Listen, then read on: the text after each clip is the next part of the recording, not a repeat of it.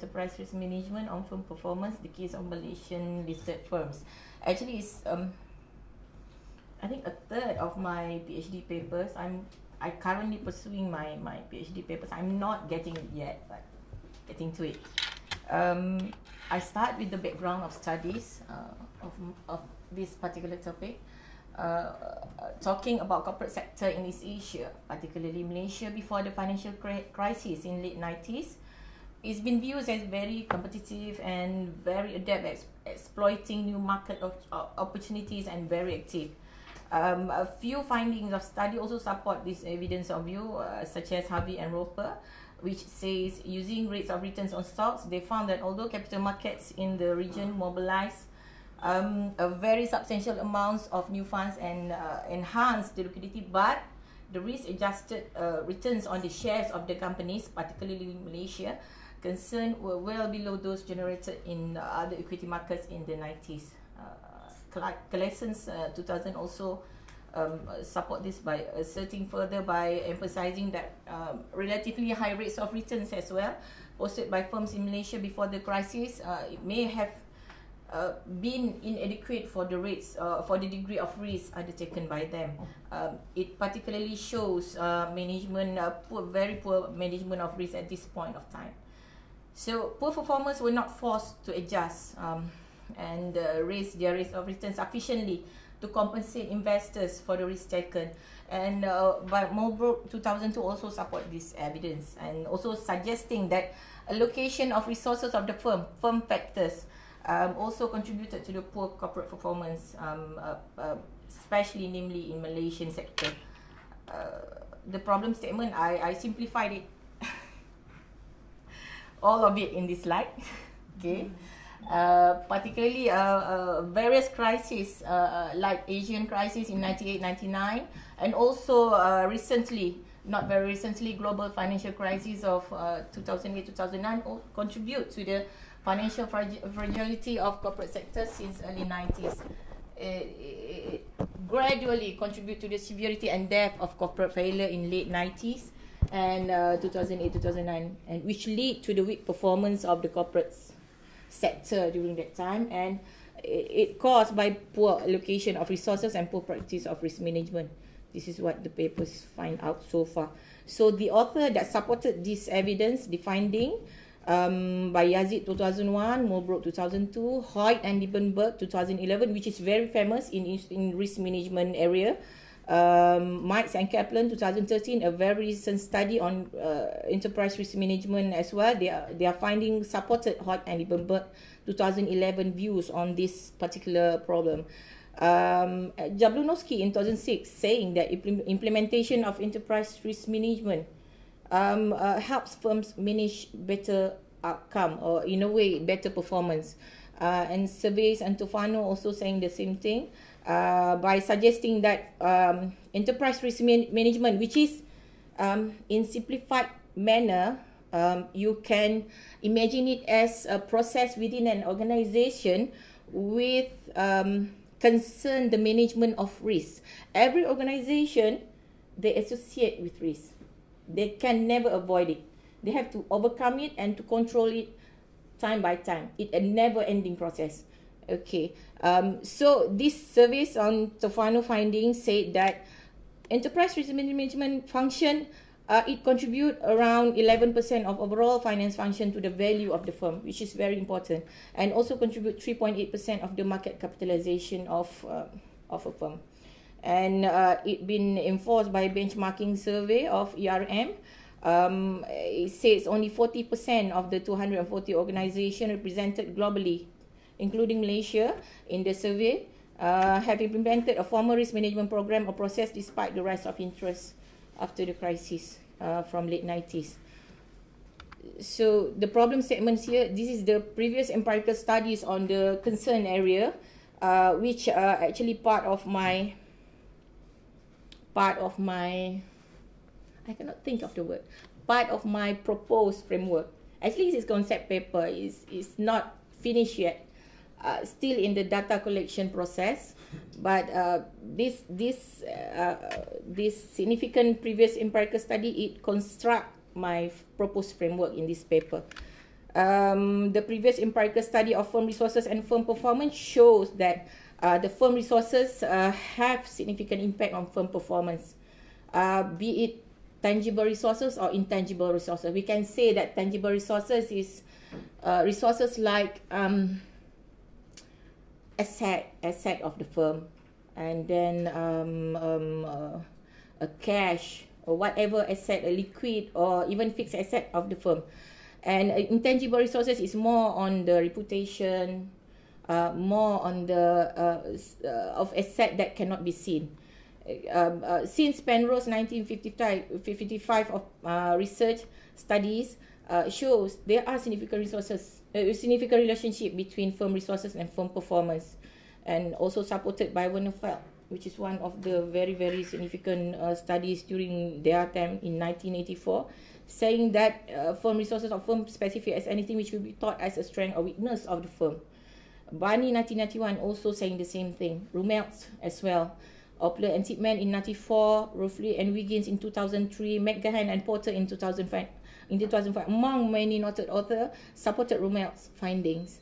But in some of the previous empirical study that concern firm performance, namely, there are various studies like Hawawini et al. Actually over here, argue that firm factors not that significant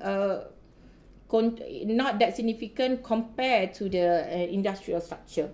So it is going to be, it's going to be, I'm going to, go in depth in this kind of relationship of the framework.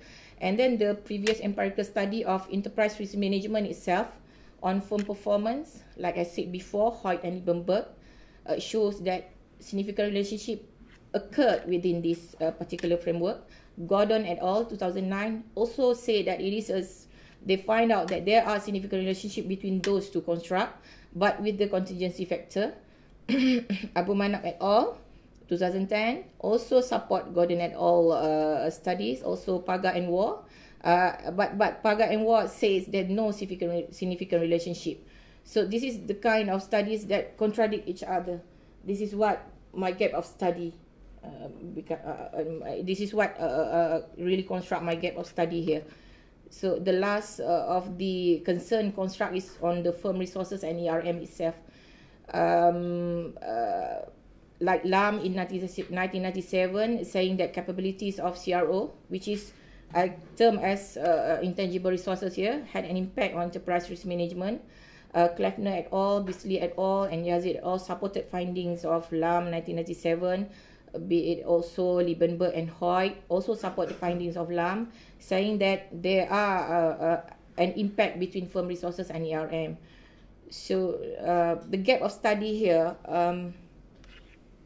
Pape and Speckle in 2011 argued that academic literature on enterprise risk management really comprised into two fundamental streams, which I really agree, because the first stream aims at explaining determinants or variables associated with ERM implementation and processes, and the second stream seeks to identify the performance implication of ERM implementation.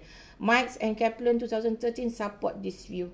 This is the latest study that I found out that really clearly say these two different streams really existed in this area of enterprise risk management. Therefore, this research intend to fill the gap between the two fundamental streams by focusing on practices of enterprise risk management as a mediator on the resources and performance relationship.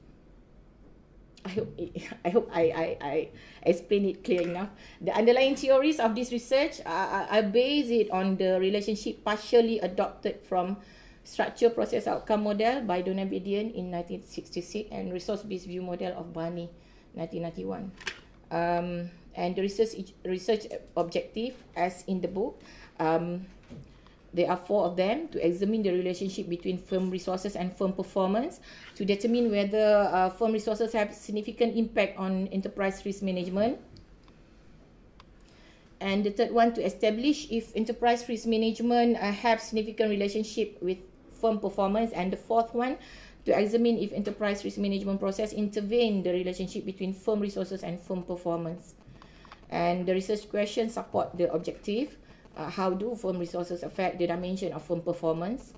What is the impact of firm resources on enterprise risk management? Is there any significant relationship between enterprise risk management and firm performance? And does enterprise risk management act as mediating variable between firm resources and firm performance relationship? And the hypothesis in line with those two important